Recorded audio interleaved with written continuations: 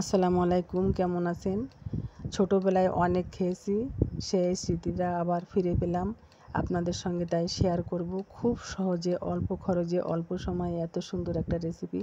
আমাদের এলাকায় বলা হয় এটাকে নকুলদানা। আমি এখানে এক বাটির একটু কম চিনি নিয়েছি। যতটুকু চিনি নিয়েছি ঠিক ততটুকু পানি দিলাম, আর সামান্য 1 চিমটি লবণ দিলাম, আর একটা এলাচ ফাটিয়ে দিলাম। এলাচটা দেওয়ার কারণে স্বাদটা একদম পারফেক্ট থাকবে।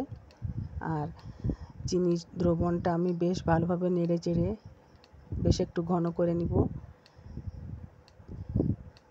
বারবার জাল দিতে হবে আর বারবার নাড়াচাড়া করতে হবে। আর 2 আঙ্গুলে চেমটি দেওয়ার মতন দিলে দেখা যাবে একটা আঠালো আঠালো ভাব আসছে, তখন বোঝা যাবে যে এটা পরিপূর্ণ হয়ে গেছে। চিনাবাদামটা কিন্তু অবশ্যই ভেজে নিতে হবে। ভেজে তারপর লাল খোসাটা ফেলে দিতে হবে। দিয়ে আঠালো শিরার ভিতর দিয়ে 1 থেকে 1.5 মিনিটের মতন জাল দিতে হবে। ছোটোবেলায় যখন কিনে খেতাম তখন মনে ভাবতাম যে আমি এমনভাবে যদি বানায় খেতে পারতাম। এখন সেটা শিখে গেছি, তাই আপনাদের সঙ্গে শেয়ার করলাম। যেভাবে খেজুরের গুড়ের বীজ মারা হয়, বীজ তৈরি করে পাটালি গুড় বানানো হয়, ঠিক একইভাবে কিন্তু একটু ঠান্ডা হয়ে আসলে যে পাত্রে তৈরি করা হবে সেই পাত্রের সাইডে বারবার কাঠি বা চামচ দিয়ে কয়েকটা ঘষা দেওয়ার পর দেখা যাবে সাদা একটা তৈরি হয়ে গেছে।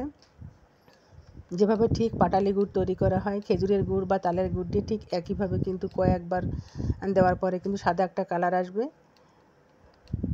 আর আঠাটা কিন্তু বেশ খানিকটা ঘন হয়ে যাবে। তখনই কিন্তু নামিয়ে ফেলে দেখা যাবে নকুলদানার চারপাশ কিন্তু আস্তে আস্তে সাদা হয়ে যাবে। এটা কিন্তু লাল রং থাকবে না, তাহলে মনে হবে যে গুড়ের তৈরি, এটা চিনির তৈরি, ঠিক চিনির মতন দেখা যাবে। আর এভাবে কিন্তু বাতাসাও তৈরি করতে হয়, আপনাদের আমি দেখাবো। আস্তে আস্তে আপনারা সঙ্গে থাকুন, দেখতে থাকুন। ঢেলে দিয়ে গরম গরম অবস্থা ঢেলে দিয়ে চেপে চেপে সম্পূর্ণ সাইডটা ভালোভাবে মিশিয়ে সমান করে দিয়ে দেবো কাঠির সাহায্যে, কেননা এখনও গরম রয়েছে। বেশ একটু চেপে চেপে দিলে কিন্তু অল্প সময়ের ভিতরে কিন্তু শক্ত হয়ে যাবে। আর দেখুন একেবারে পাশের সাইডে কিন্তু চিনিটা কিন্তু সাদা হয়ে গেছে। এভাবে কিন্তু বাতাসা তৈরি করতে হয়, তবে বীজটা মেরে নিতে হয়। আর এখানে আমি চিনিটা ব্লেন্ড করে গুঁড়ো করে নিয়েছি। সামান্য একটু চিনির গুঁড়ো হাত দিয়ে ছড়িয়ে দিয়ে চেপে চেপে দিল। এটা কিন্তু না দিলেও কোনো সমস্যা নাই। 2-3 ঘন্টা পরে কিন্তু একেবারে শক্ত হয়ে গেছে। একটা ছুরি বা কাঠির সাহায্যে বা চামচের সাহায্যে কিন্তু একটু চাপ দিলে উঠে যাবে। অসাধারণ একটা রেসিপি, কিন্তু কম খরচ। আর বাজার থেকে কিনে খেতে কিন্তু অনেক দাম নেই। আপনারা বাসায় চাইলে যে কেউ চীনাবাদাম দিয়ে এভাবে তৈরি করতে পারেন। অবশ্যই কিন্তু চীনাবাদামগুলো ভেজে নিতে হবে, কাঁচা বাদামে কিন্তু হবে না।